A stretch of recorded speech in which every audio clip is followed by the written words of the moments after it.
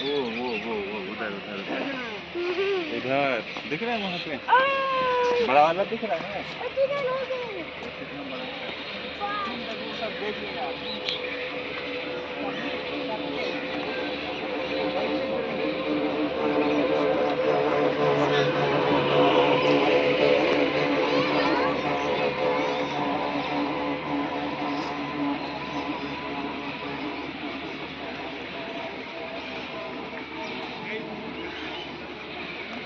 लखनऊ वाला चिड़ियाघर कौन बनवाया था?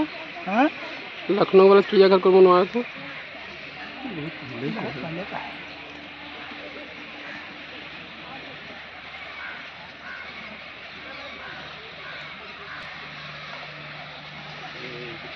बुजुर्ग होगा। लग तो रहा है, बुजुर्ग लग रहा है।